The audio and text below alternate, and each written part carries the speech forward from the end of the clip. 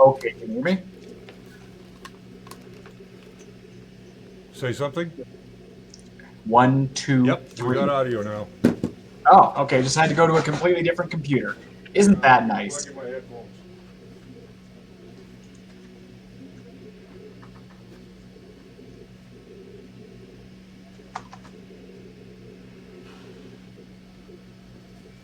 You guys are going to get to see my inelegant mic setup, I guess. Okay. I can hear you. You can hear me. Yes, I can. You Okay. are on speakers in front because apparently this computer only has a separate headphone and microphone jack. So, hello, everybody. Ignore my excellent setup for tonight. All right. So let me cut. There we go. Hey, there we go. All right. So, hi everybody. Hello, hello. That way. That way is Brian. Oh, there we go. Brian's over there. Sorry, and I'm looking at a screen like right here, so I will be off center often, or I can shimmy over here. So There we go. tonight we're talking about whatever you guys want to talk about within Yay. the 3D printing realm. What do we got going on? I got to say hi to a few people. Raymond Emsley is in the house. He is moderating for us tonight. We've got Ronnie Julian, Rex Waldy, Ben Brady, Mark L. Baker, Jerry Knapp from 3D Printing and Painting. We've got Hoppy Naki, Mike Wrenchier. I'm sure I'm forgetting some people. Ronnie Julian's here. Oh, I can't look at the live list. YouTube, thanks for being an excellent mobile app. We've got Vlad here. John Kitchen is here. God, I hope I'm getting every. Rex Waldy I already got. David Zell is here. I got everybody. We got HVAC A to Z is here. I think I got everybody. I hope I got everybody. There we go. That's all right. There's Richard Taylor, Johnny Gardner, 3D Printing Viking, Timothy Hoogland. Oh, Tim Hoogland. Hey, buddy. Wow. There's Oddsball, David Houghton, Larry Bibby, 3D Printing PA. Hello, everyone. Welcome to our stream tonight. We were a little late. I do apologize. I had to switch computers. My main machine was being a jerk. We got Robert Marvin. Audio is good, Tim says. Okay, so what do we got going on? Well, let me just cut to this really quick. Today I installed the CR or the Creality version 2 BL Touch on this machine. So I'm just doing a little test print. Did have to fool around a little bit with the offset, but it is what it is. Is that one situated on the left side? Yes. Or, yes. I like the cables coming out of it. It is what it is. But this is my pretty much stock machine, so. Right. I haven't done too much to it. I think I know 3D Printing Trucker was starting off asking if you played with the SKR 32-bit board in Marlin 2. Yes, I have, but I am a little delayed on getting all the fun info out on that. Well, I have 3 of them here in my office. I've got something coming up a little bit later on with them. We've got an episode coming out where we're going to do some comparison stuff with them. So that's something to watch for. What else we got going on here? Where'd your audio go? Oh, I'm quiet. Oh, okay. I saw you mouthing. No, I was just nursing away at this lovely brand. David Harmon is asking, get any of your SKRs in? Yes, David Harmon, we have 20 of them, I think. No, we've sold some of them. But we do have the SKRs in, and we have them both with 2 different styles of steppers, 88s or 2208s, and the other 2130s, I believe. Oh, that's right. Yes. So we do have. I won't even begin to elaborate on that. Why I like that. We'll save that. Robert Marvin says, can you give the name of the primer to use before painting models? Thanks. Robert, the one that I use is the Rust-Oleum. It's just a filler primer that I use. You can get it at Home Depot. And then after that, I just use the Rust-Oleum regular primer over top. So the machine work. How does the machine work? Vlad is asking. The machine works fine. This is just one of my CR10s. Of course, I've got my other one at home. It is doing just fine. I'm printing the Lucky Cat, and we'll see how that comes out. We're going to take some pictures of it and put it up at the end of episode in 2 weeks. There's Rick Landon. Hello. Brian, you're overmodulating on HVAC's A to Z's end. I will try to see what I can do. I've plugged a 4-pin TRRS into a 3-pin microphone port, so it may be terrible. I don't know. I'll just pull down your volume a little bit here. Yeah, just mute me. You know. I won't mute you. I'll just pull down your volume. Not yet. It's too early. Shawnee, hey fellas, how's your weekend? Mine was really busy today. I got in here at about 10 to 8 this morning, and I set up and I did some product shots on the SKR. You guys can find a quick little edit of that up on our Facebook page. And once that was kind of a rough cut. It's not a finished product yet, but that'll be going up on the Spool 3D website as a vignette. I have to do a voiceover for it as well. We're going to be doing more of that. We're going to start doing more B-roll. We're going to start doing a whole lot of stuff and adding them into our routines and our videos as we go forward. We want to give you guys a little bit more entertaining, so you don't have to look at my ugly face all the time. There'll be something to focus in on. You will have to hear my lovely singing voice, though. Ooh. What's going on with you, Brian?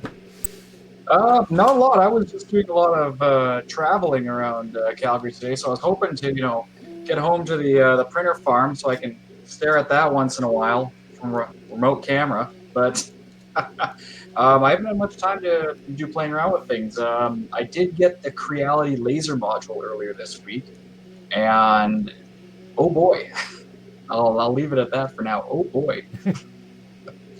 Do you guys want to burn down your place? I can teach you how in 30 seconds. Well, that's just wonderful. Yeah.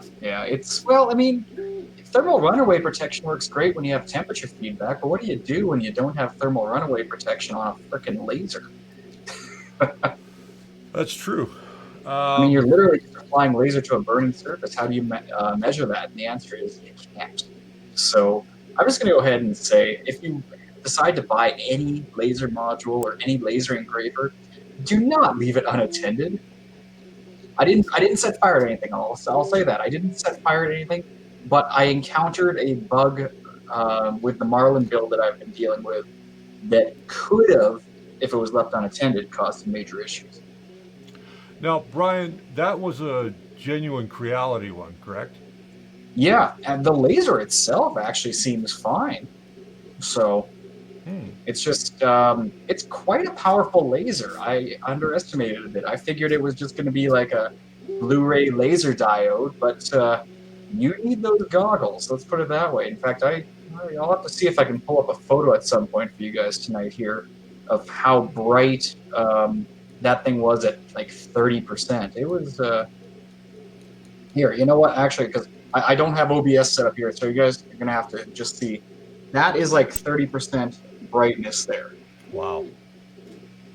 So obviously I was wearing goggles when I looked at that. It's that bright reflecting on your retinas. You will go blind if you do not use proper protection with this. And do I trust the blue filtering goggles that came with a $35 laser? I can still see it now, but we'll review that again in a week. Hey, there's David Clark. Ronnie Julian thinking about buying that laser, $50. Yeah. What would you say to Ronnie about that? Would you buy it?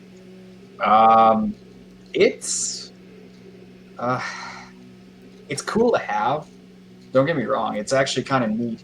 But there are a lot of factors you have to take into account when playing with the laser. I mean, to give you a 30-second breakdown of these lasers, what they're doing is you plug it in where you plug your part cooling fan in, and then you need a special slicing program that basically just does movements and M106 and I think M107 commands to start and stop the fan at certain speeds.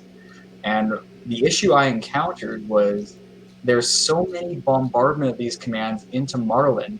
It was actually causing my slicer or my Marlin to lock up while it processed more commands. And so as a result, the laser stays at 30% in that one spot until it's ready to process the next few commands. It doesn't shut off the laser because that's not how Marlin was really designed, right? Marlin runs the last command and doesn't know to shut things off. So if you have the laser continuously moving and stalling, well, it's going to burn a stronger mark into that one point. If it's a non-combustible material you're working with, you might get some excess fumes. It's going to ruin your design regardless. But if you start using the test wood, you're going to start smelling burning wood. And let's just say it catches fire. Well, what's going to stop or tell Marlin to shut down? There's nothing there. Yeah, So there's nothing there. it's a great introductory laser. I did like the fact that it's magnetic. So you just go and smack it onto the front of your extruder fan assembly there, and then just make sure the laser burning software you use, I've been using one in demo mode called Lightburn, just make sure you set your offsets far enough in so that the laser doesn't just burn straight onto your table when you start printing. Is that what they recommend? No, they have their own scary software. But from what I've seen, the results out of this Lightburn one, which is actually designed for laser engravers, because it developed or it generates Marlin G codes, so I've liked it. So there's some talk going on. A welding helmet would work. Yeah, I really should get one. But I look at it this way: 3D printers aren't 3D engraving machines. Yeah, Laser engravers, they're not CNC engravers. They can be made to be that, certainly, and the base structure of them is technically a CNC machine. But there are different caveats that come with different tools. So if you're thinking about putting a laser on your 3D printer, just be aware that it could cause some serious damage to your hardware, and could potentially cause some damage to your home. So always approach these things with caution. Don't run out and grab. But I guess my end conclusion with that is if you're going to spend $50 on that laser module, you might as well either buy a CNC kit from AliExpress or something, or just build your own. And we'll be kind of touching a bit on that in the future about how Marlin is not just for 3D printers and how a couple of motors, a couple of belts, and a couple pieces of extruded aluminum, and you've got yourself an XY coordinate tracer, you know, laser engraver, whatever you want. So I think that's the direction I'm going to go with mine. Is I'm going to create a separate apparatus for laser engraving. Gotcha. Rick Landon's asking, can laser be used to harden your finished prints? I don't think so. No. Hey, there's the Robert. basic. I guess we can talk about hardening prints for a moment there. Basically, the concept is when you print, let's say if you were to print out of concrete, let's just say magically you can. If you go and print a structure, its strength is only as good as the adhesion between those two layers as it prints. But if in theory you could turn it again to partial liquid, it would allow it to better combine. And so hardening prints, 95% of what people talk about is putting it in a temperature-controlled environment just high enough so that it won't melt, but it will start to soften and rebind at the particle level, if you will, and cause strengthening there. Can lasers do it? Yeah, but all a laser is going to do is hit the surface, creating heat. So you're never going to get an even finish. You'll also you'd get be better melted. off with like a heat gun or something almost. Okay. So no, don't use lasers to harden your prints. Yeah. It'll look really freaking cool, but it won't do squat, or it'll melt it. We've got some interesting stuff that came into the shop this week. Actually came into the studio, not just the shop. Let me see if I can grab it over here. without killing myself. Uh-oh. I have it buried. So talk amongst yourselves for a second. Yeah, I was just reading Ben's comment here about welding helmets would not work because it's triggered by UV light. Um, yeah, you're gonna have to get not an electronic one, but you might be able to get a just a permanent piece of tint, right? The idea is you have to filter out this blue spectrum light, and I can't remember the nanometers off the top of my head, but it's a very specific spectrum. It's used on Blu-ray, DVD players, and all those different items. So you need to have special goggles that filters out aggressively that one spectrum. So simply put, do your research. These goggles from China, can I guarantee that they're covering that spectrum? Not one bit. So I'd rather not find out the hard way. I'll probably just go down to my Ackland's Granger in town or something and buy some actual safety goggles designed for laser work. Or just, a very, like a 95% piece of tinting glass or something. But you gotta do it proper. You only have one chance with your eyes. Don't mess it up. All right, so I want to point you guys out to this stuff. I'm just going to change the camera real quick. I'll cut back to you, Brian, I promise. All right, so this stuff is called 3D glue. This was sent to me by the makers of 3D glue. It arrived last week. They also sent me some of their 3D glue in this little applicator. This is more for gluing. Now, 3D glue says that it will act as a bed adhesion, it will act as a smoother, and it will act as a glue for PLA. Now, do I think that's true? Well, we're going to find out. Yeah. So, and then our good friends over at this company, Round two. They didn't like my review of their last filament. They were very sad that I did a review that was not favorable. So this time they sent me this award winner of 3D printer filament field, which whatever that means. This is wood. So they sent me wood this time. So we're going to try out their wood. It's supposed to print between 190 and 220. Says no heat needed for the bed, and it is a plus or minus 0.02 millimeter tolerance. So we do have some stuff coming from Iran or Irwan, or I can't remember. I don't know how to say their name. Irion? Irion. Irion, yeah. Yeah, we've got a blue coming from them. We're going to try that out as well. With this 3D gloop, though, we're going to do 3 different videos on it. So I want you guys to be aware of this. We are going to do a bed adhesion, where we're going to test it against glue stick, the one stuff I tell you never to use, hairspray, blue tape, and dust and print. So those are the 5 things that we're going to test, all on the same bed, all with the same model.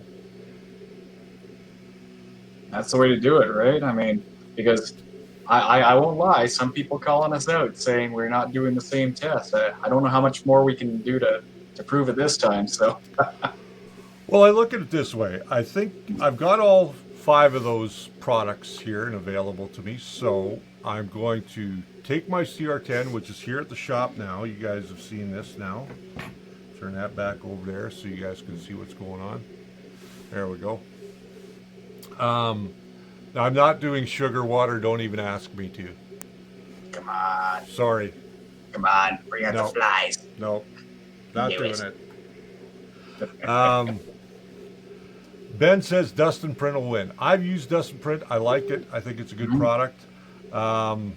We are going to find out if all this stuff is available. I know that Ear One is looking for people to try and test their filaments, so if you want to get in touch with them.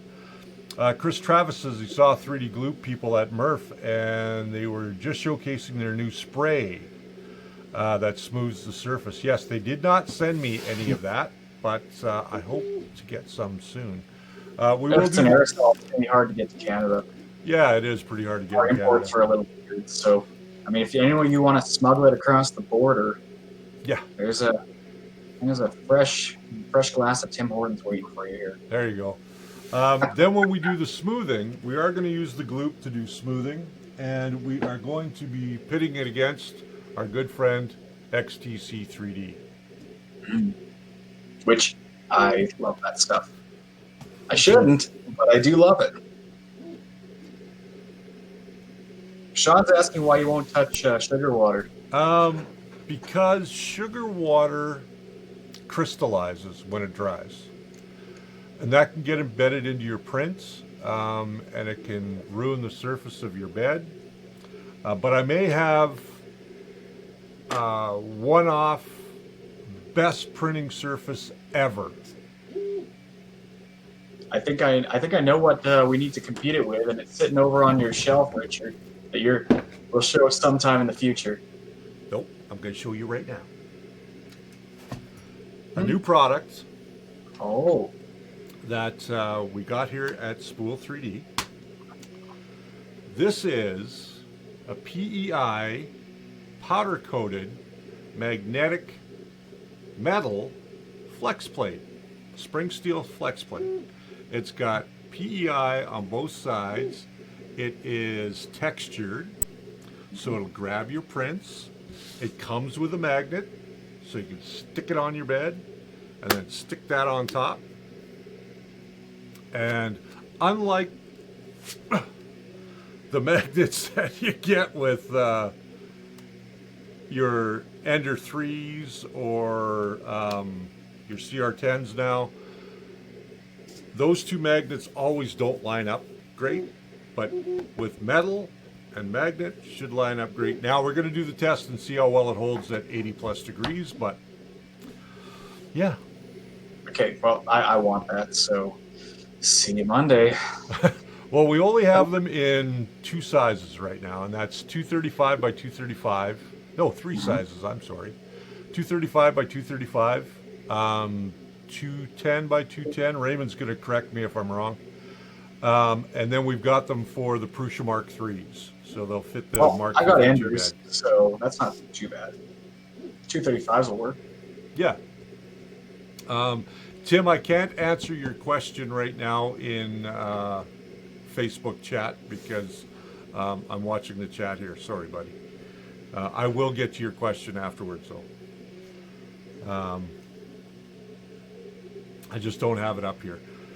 Wham Bam versus that. What is the difference? I don't know. I haven't tried Wham Bam. I've reached out to them. They haven't gotten back to me. I'm hoping that they will, and if they do, then we'll be doing some cool testing. And I thought theirs was kind of expensive when I looked at it, at least for myself. So, I don't know. What was it selling for here? I'll go check it out. There's like, see available sizes here. Yeah, the 235, the the flex build system starts at 55 US plus shipping. So, price is a big thing for us here in Canada. I won't lie, It is. You gotta. It's like a 1.35 multiplier just to make it into Canadian dollars, and then the shipping just boom. Yeah, shipping goes up like crazy. So bear that in mind when we review stuff. It's like if it's coming into Canada for us, we'll review it. But pricing is a very different game here versus our friends to the south. Yeah, it definitely is. How's the Frankenstein Ender 3 going, Brian? I knew that was going to come up. I was going to make that the laser engraver because I was getting mad at it. But then laser engraver only works on 12-volt systems, and my Enders are all 24. So I was a little too lazy to install the buck converter there and trim it back to 12 volts. So I threw it on the CR10. It's coming along, but I have decided I'm going to redesign the carriage. There's too many little finesse things with keeping both nozzles on a single carriage. Gotcha. So stand by while I figure out the logistics of that, and then we'll see. But it's not going to be a quick hot swap mod anymore. Gotcha. Just for you guys that are asking about these bed surfaces, I will be doing a product vignette on them And they will be up on the Spool 3D website. They aren't going to go up on our Facebook page or our YouTube page. The one that went up today was just kind of me futzing around, and I just wanted to see how well people would receive it. And from that, we might have a printer coming in for review because they like the way that I did the video. So Yeah, it's been a weird year for printers. I haven't seen much coming out on the market. there's not a ton. You know, if you're looking for higher end, you know, you got the Flash Forge. If you want plastic that's not higher end, you've got the Dremel. You guys will be seeing my Dremel review coming out fairly soon too. That's on the list of things that's been done. I apologize for not getting Wednesday's video out this past week because I was down with a migraine. We have had some really wacky weather here, and it has been a pain in my melon. Yeah, we 6 years ago, for those of you who don't know here, we had the worst flood in Calgary's history that basically shut down the entire city for several weeks. And on the anniversary the other day, we got something crazy like 45 millimeters of rain or something. Yeah. And the rivers were set to jump up quite a bit. So there was a bit of anxiety in the city, but the weather went up and down. It went from like a 10-degree high to a 22-degree high. Like today, it's outside nice and sunny, and then we're going back to storms tomorrow. So this is our weird time of year. We're going to see a lot of fluctuations in the weather here. So, you know, we're trying to stay indoors and work on our printers again. Yeah. I can see Richard is playing around with his box of duckies. I got one duck. You only got one duck? Okay, so for those I got of you two boards and I got one duck. This is the best reason to buy the SKR board. It comes with a duck. And mine doesn't even squeak. Yeah. I'm disappointed. Oh, it doesn't? Well, oh! There you go. There we go. Just don't eat it. Don't swallow it. Yeah, so here, let me turn this camera around again so you guys can see. There's the SKR board. Yeah. I'll be honest. Okay, let's talk about SKR for a moment. Let me just switch cameras. Now, this whole thing about the minis and the pros, you know, why mess with something that works so well? So we'll see what comes out of those, but I mean, you guys just have to see with this review coming up. So I gotta say, there's some things on this board that I like. I like the fact that they have dedicated pins here, strictly for your BL Touch. I like the fact that it's got fuses that you can replace. It does have some extra features here in the slots for your stepper drivers, like you can do optical, or what is it? It's not optical. That's not the word I'm looking for. You are talking about the sensorless homing? Yes, that's the word I'm looking for. Yeah, they did lay this out very efficiently. I'll give them that, actually. And although I haven't quite well done. Yeah, I hooked up. I did get Marlin going for it with an Ender 3 screen rather painlessly, and you know that's partially due to the guys who've been doing amazing work on Marlin 2.0 lately. Some of the community members, the code they have submitted for this board has been excellent. So I'm amazed. It's just working right away. So we're going to talk about that, and I know for sure we're going to be covering Marlin 2.0 on this. Yeah. Well, when I did this one, just so you know, I went to their website and got their download for this board of 2.0, and I installed it. I did have to do a couple of minor little tweaks, like the LCD that I was using, that sort of thing. But to be perfectly honest with you, I think that this board is going to be a winner for anybody that wants to stay in a budget but wants to take advantage of that 32-bit architecture. And yeah, we're going to play a lot with it there too, because I mean, it's I guess I can tell a little bit about it. It's got the same chip, the same brains that's used on the MPSS baseboards. So they'd already find a lot of that on Marlin 2.0. And speaking speaking of Marlin 2.0, I believe I've seen the target is now this summer to release version 2.0. Yeah, that's what I heard too, that the target will be this summer that they're going to release it. And it looks like it's going to be probably in late July or early August, from what I Mm-hmm. understand. I haven't seen a freeze snapshot yet, and I think that will be the key when we're heading towards that because right now, I believe he's still accepting uh, feature requests or change requests in the code. So we'll see what comes of it. But I'm going to clarify this because I keep seeing this on the CR10 Facebook groups and so forth. Marlin 2.0 does not mean everything's going 32-bit. Marlin 2.0 still fully supports all the 8-bit boards. Yeah. And in fact, it does a lot of things more efficiently than Marlin 1.1.9 on 8-bit boards. So by all means, experiment with your systems now and submit code changes if something isn't working, submit bugs. But I've been running Marlin 2.0 on my 8-bit boards for almost 8 months. So, Wow. everyone says that 32-bit's the future. Marlin 2.0 is 32-bit. Marlin 2.0 supports 32-bit, and it does it very, very well. But it doesn't mean you need to upgrade. You can still Gotcha. stick with your 8-bit board, and you're going to be able to run Marlin 2.0 the day it comes out. There you guys go. Ben Heard it saying it from the was feature boss. frozen as of yesterday. Yes. It's feature frozen as of yesterday. Okay. Yeah. Ken So it's Jansen's going to get a lot of rain, he says, across northern, eastern Oklahoma, Arkansas, and south Kansas, with more rain it's coming. storm Well, season stay dry. everywhere. I mean, I know it's not 3D printing related, but if you guys have active weather in your area, I love to see it. That's my second hobby. I'm a meteorologist by choice.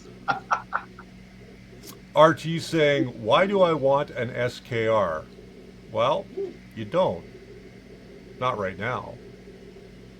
I would wait until there's been more testing done. I would wait till there's a little bit better, what's the word I'm looking for, videos done on it. There's been several guys who've done install videos, but I haven't seen them really installed into any machines other than Chris Riley, who installed it into his log machine, and he says it seemed to work fine. But I haven't seen any real installs and practical workings of it.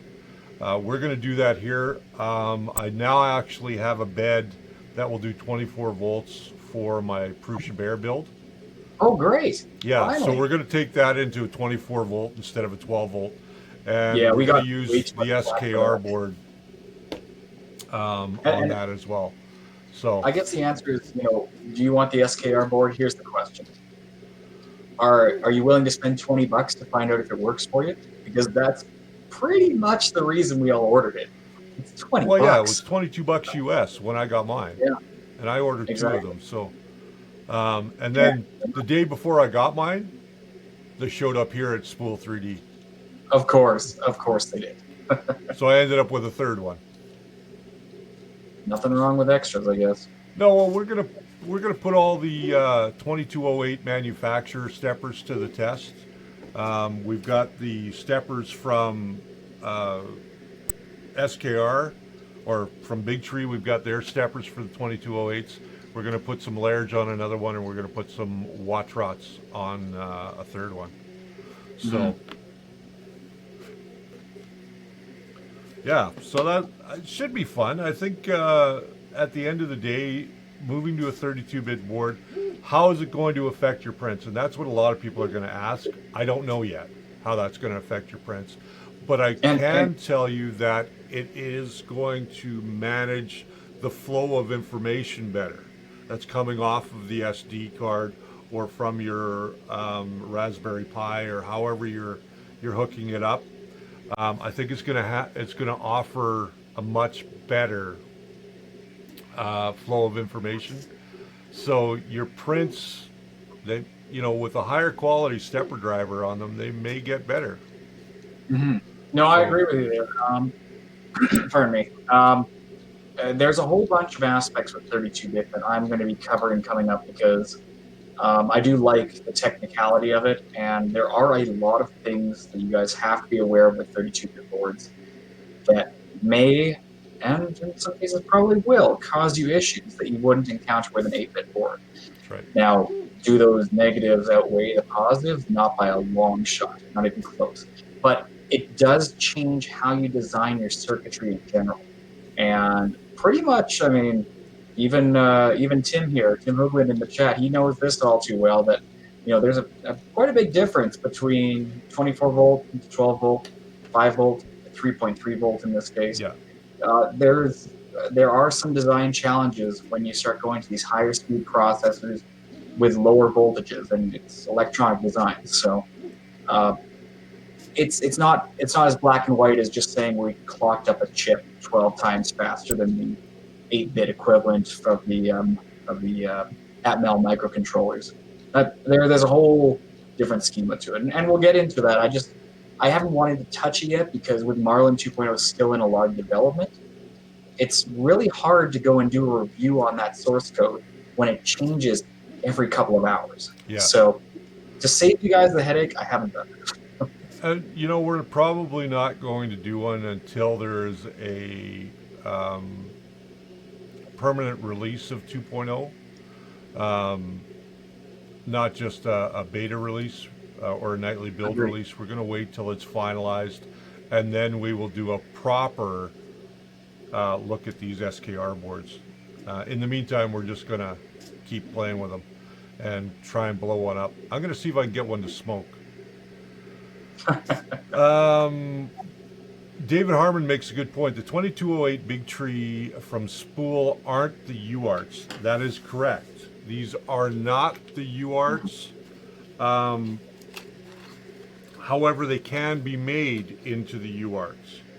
And what you have to do, from my understanding, and I'm just going to pull one out here, is there is one area that you have to jumper on the bottom. Let me see if I can get a close-up here.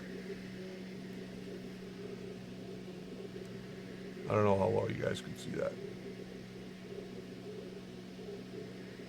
But yeah, you have to do a little bit of soldering on those to make them UART compatible. And I believe you also have to desolder 4 pins and flip the pin headers to the top. At least that's what it was for 2130s. Yeah, that's what I've heard. So I am going to explore that more, and as I do, then I'll put those out to you guys. So yeah, this is something we're gonna revisit there too, because that's another feature of the SKR board, and we'll look into that if it's enabled in Marlin firmware yet. That's the challenge. yeah, David says you gotta join the pads on J2. That's correct. There is some documentation online about that. Ben Brady says I need a microscope camera. Yeah. We have a very gorgeous Canon Rebel T7i in the studio there, but you got to set that up for those glam shots. For whatever reason, it's not working tonight. It was working all day, and then tonight it's not working. I don't know why. Maybe it just got too hot. Yeah, David says he just had to solder the 2 pads.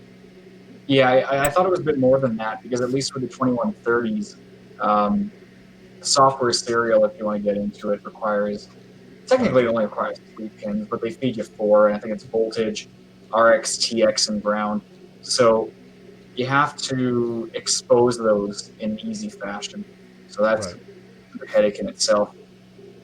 Yeah, I think at the end of the day, these SKR boards, for anybody that's thinking about them now, they're cheap enough. Go ahead, get yourself one if you want to. I know that Spool is selling the board with stepper drivers, both 2130s and 2208s, and then you can buy the board on their own. They are not selling the stepper drivers themselves on their own. They go as a package with the board. So, just out of curiosity, did you try running that SKR with the default SmoothieWare? No, I didn't. You just went straight to Marlin. Yeah, I just went straight to Marlin. The problem is I haven't spent any time with SmoothieWare, so I'm not familiar with it. I couldn't even give you enough knowledge for me to be dangerous. Spartan Props, hello. Hey, Tim Hoagland had a good point here. Naomi has been giving us some very interesting news this week about a bunch of companies finally open sourcing their firmware. Yes, So I heard ANET that. being the big one. So no more ANET fires. Now you can be responsible for it yourself. Yeah, that's right. But that's great. I don't know. I don't think there's any major players outside of I'm going to call it corporate stuff. So, companies like Dremel and all that. I don't think there's any companies right now, mainstream, that are not abiding by the GPL license anymore. There are still a I think, few. is there? Um, yeah, there are still a few, but at the end of the day, I mean, these companies now are starting to come around. I mean, if you want to be competitive and be in the marketplace that you're in, you have to be on that open source bandwagon. If you're not, if you've been using Marlin for, however many years without open sourcing the changes that you've made to it, that sort of thing. I mean, you don't Mhm. have to open source your printers. That's not a requirement. You just have to open source the firmware if you're using Marlin or any of the open source firmwares. So, Yeah, I've never understood that. It was a zero cost thing to them. I know originally the big argument was, hey, we put time into this. yeah, That's great that you spent 15 minutes entering parameters into your M93 steps per millimeter. Good job. Good for you. You're like the rest of us. You know, I think the intention was that they could eventually charge for firmware updates or charge for certain feature sets to be in there. And that's not a route we want to go down. So, thanks to everyone who put their effort in to push these companies to open source this stuff. Even with Creality back in the day, it took a lot of pushing to finally get that firmware out there. And by the time they released it, no one cared because there was better third-party ones like Tiny Machines, yeah, TH3D's unified firmware, that it didn't matter anymore. But the point is, it happened. that's true. And as these companies make their way into the open source market more and more, I think it's going to open up the competition a little bit more. We're starting to see, you know, companies like Big Tree Tech come out with new products, and on the heels of this one, they've now released the Pro Board, which is available shipping in July or August. It's coming pretty quick here, isn't it? Yeah, it's shipping very, Which very means we won't soon. see till Christmas because shipping from China to Canada is just terrible. But They had a pre-buy on it, and I know that Raymond got in on it, and it's one of those things that when it comes in, we'll compare it to this board. I know that you can buy a Wi-Fi module for the Pro, so you can make it Wi-Fi and work on your network. How well that's going to do, I don't know. I haven't got the budget to get into a Duet Wi-Fi, even though they're a great board, and I know that based on what they are, they will serve you well if you're going to build anything on a Duet-based system. They're very expandable.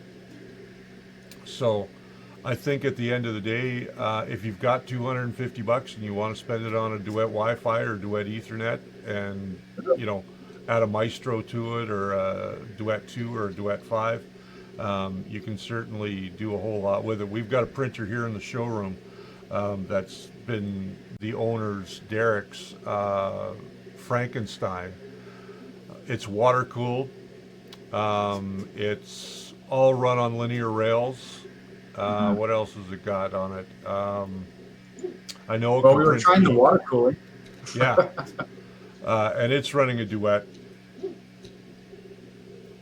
Jake from The State whole Farm, can I plug something Marlin related? Absolutely, go ahead. yeah, let's talk Marlin because we love talking I Marlin. love talking So Marlin.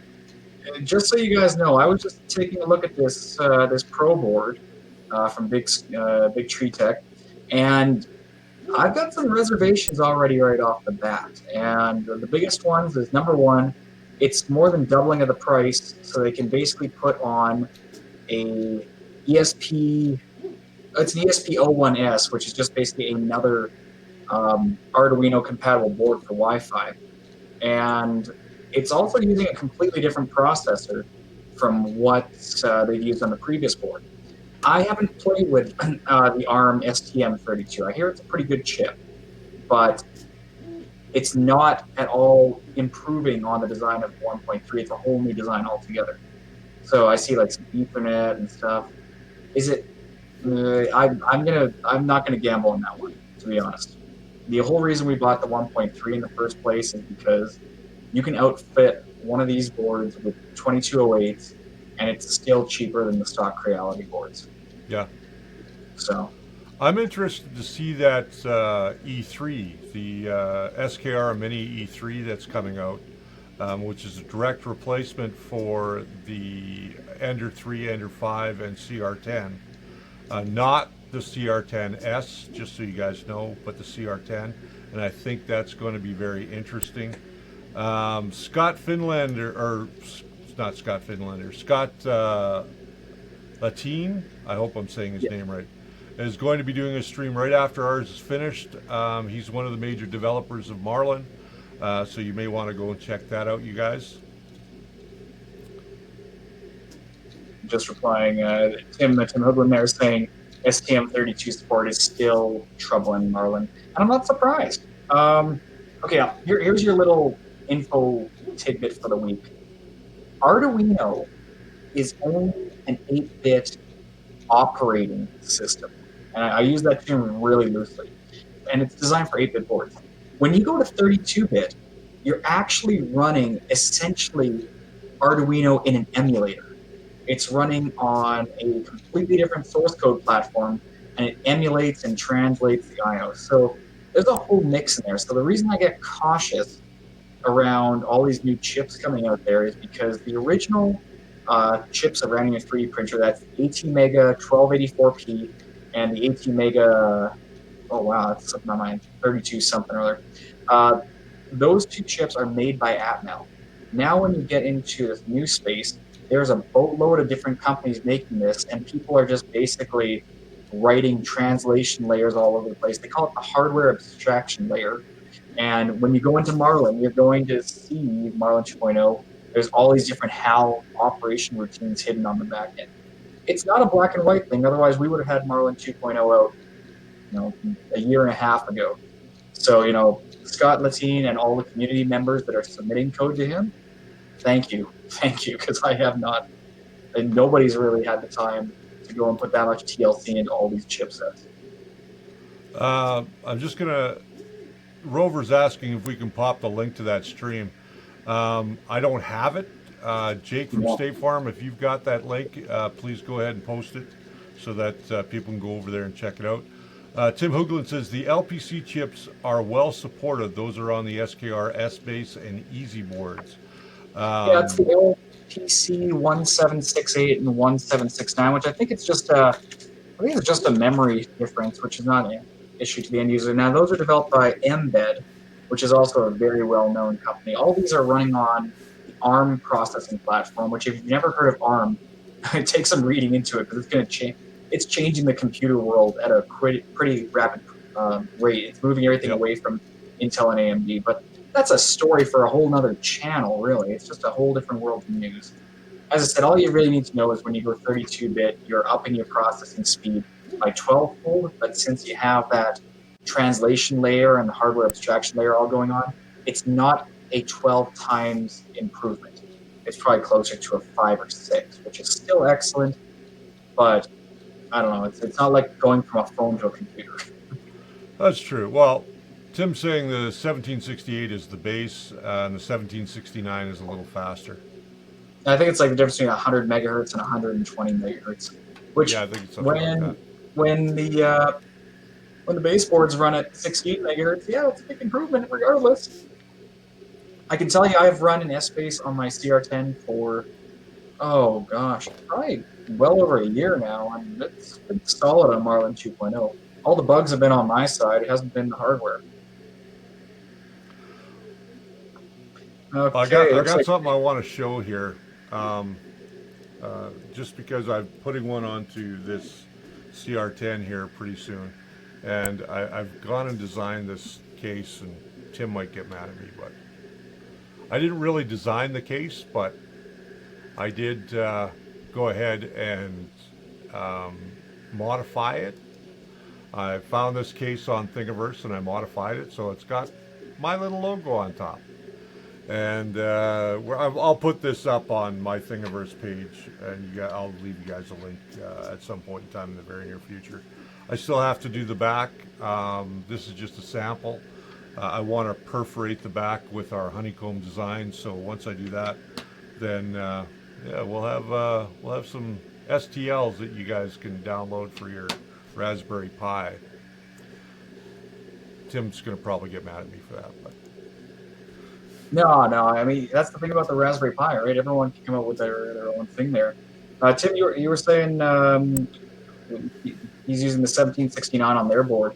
If you want to send one of those up for us to compare, we'd love to see it. I mean, yeah. I'm all in favor of competition. I think you said your boards are getting manufactured in the U.S. too, which is pretty cool. So I've I know I've always tried left to, the door open to Tim to send me stuff if he wants me to have a look at it and talk about it on the show. So but more competition is always a good thing. Just don't encourage companies to start trying new processors. Have them pick one and then design their board to no end. yeah.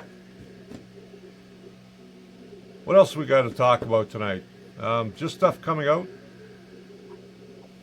Oh, David Clark's got to go.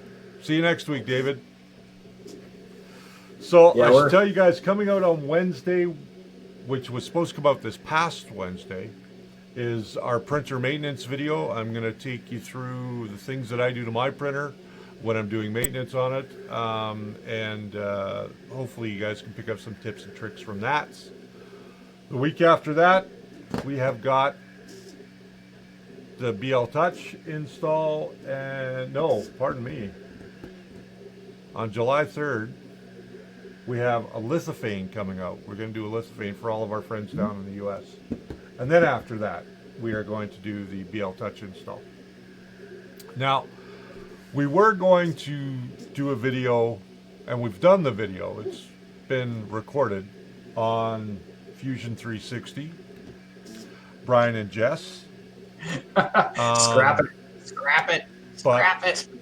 We may have to re-record it. I've got almost 4 hours of footage that I'm trying to make into a 25 minute episode, and it's very, very tough. We can't help it if it was just too funny. No, we'll probably re-record that one. Meanwhile, I will try. Yeah, and then we've got a 3D scanning one coming out too. So, and I just want to put a quick shout out to everyone. To I know we touched a bit on the passing of our good friend Mike Whaley there in the past couple of weeks. I just want to say thank you to all you guys who did donate.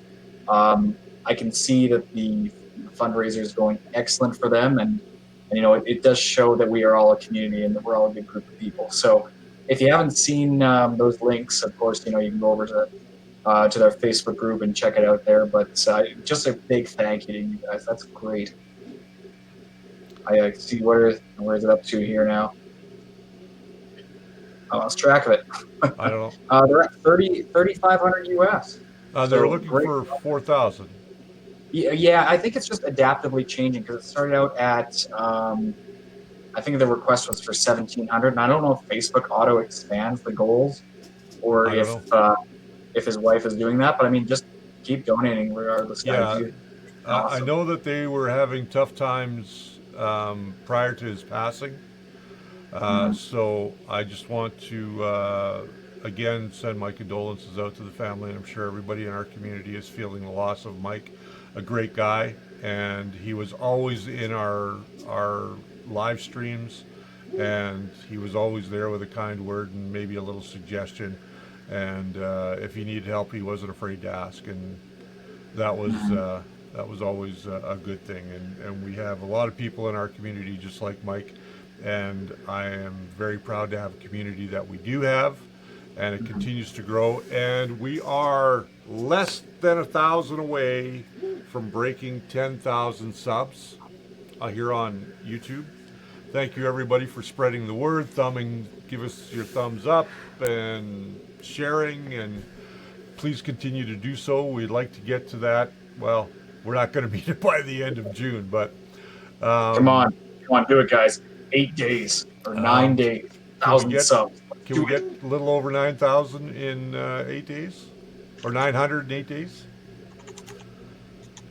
Well, Um, just have to yes, release the right Ed video, says he right? was funny as hell, and he was. Mike was very funny. So Yes. we are getting up there, guys. Thank you very much for everybody who's taken part in that. We've got merch.